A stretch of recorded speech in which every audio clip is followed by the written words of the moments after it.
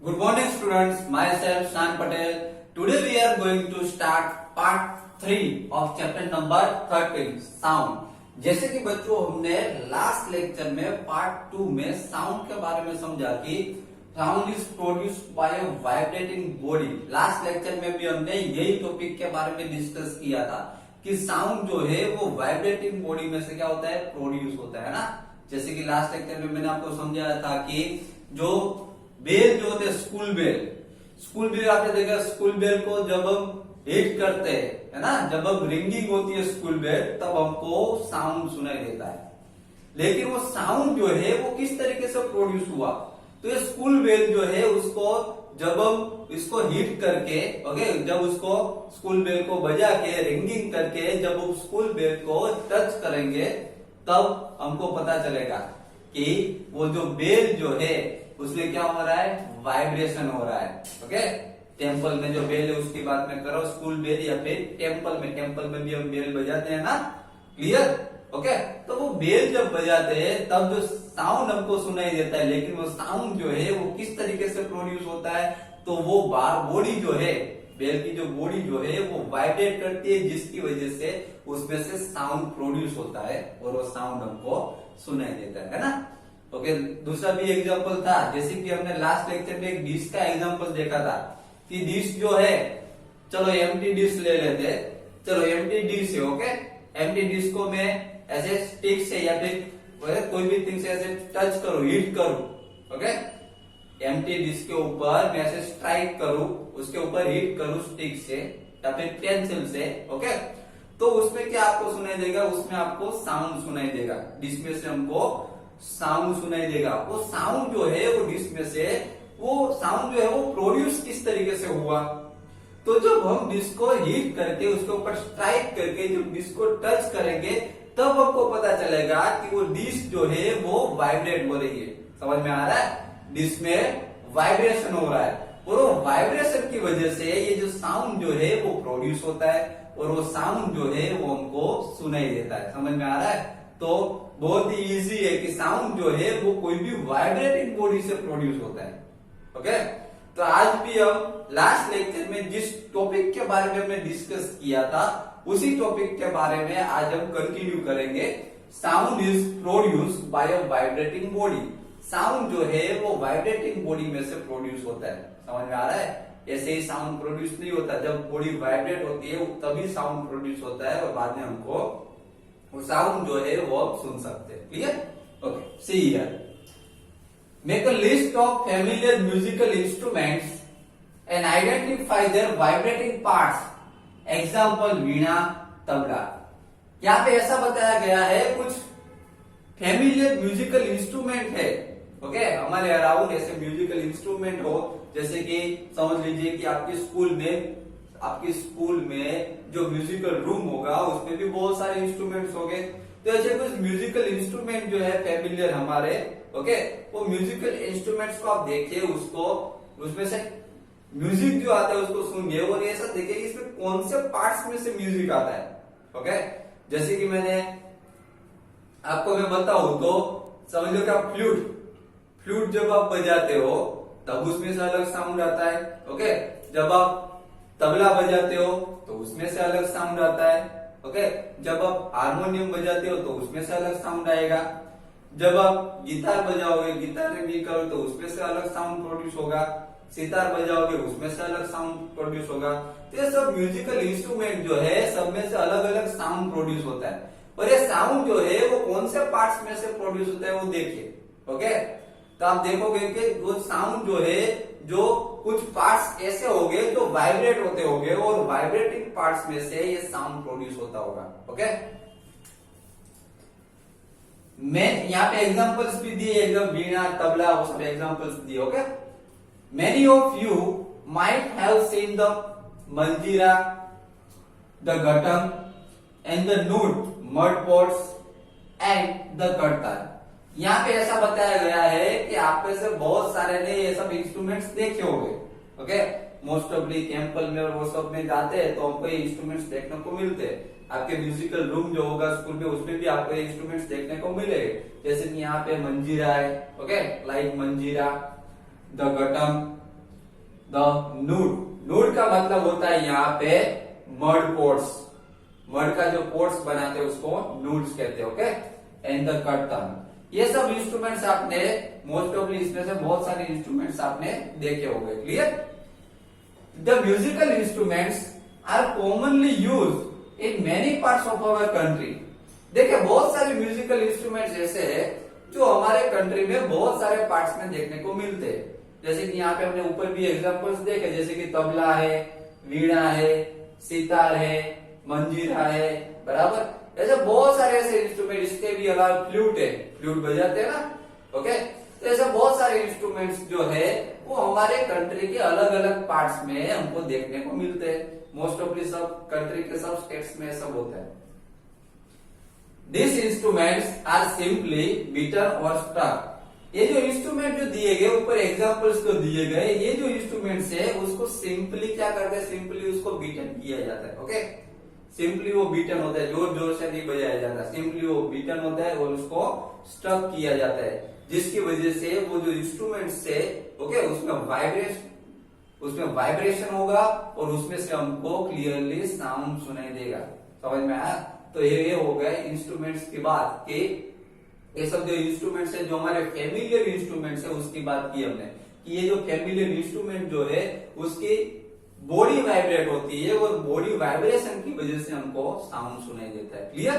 Okay, now यहाँ पे हम अब एक एक्टिविटी के थ्रू हमें जो वाइब्रेशन होती है, बॉडी वाइब्रेट होती है और हमको जो साउंड सुनाई देता है वो अब एक एक्टिविटी के थ्रू हम यहाँ पे समझेंगे। Okay, see here, take 6 to 8 bowls और ग्लासेस। यहाँ पे ऐसा बताया गया हमको कि 6 to 8, 6 से 6 लो, 7 लो, 8 लो, क्या ऐसे बाउल्स ले लो या फिर ग्लासेस ले लो। तो ग्लासेस तो आपके घर पे हो गई, तो ये एक्टिविटी आप खुद कर सकते हो। Fill them with water up to different levels. यहाँ पे ऐसा बताया गया है कि आप 6, 7 या 8 जितने भी बाउल्स ले रहे हो, जितने भी ग्लासेस ले रहे हो, उसमें आप क्या कीजिए कि उसमें वाटर फिल कीजिए डिफरेंट लेवल पे। डिफरेंट लेवल मीन्स इस तरीके से, देखो यहाँ पे मैंने फिगर ड्रॉ की गई है।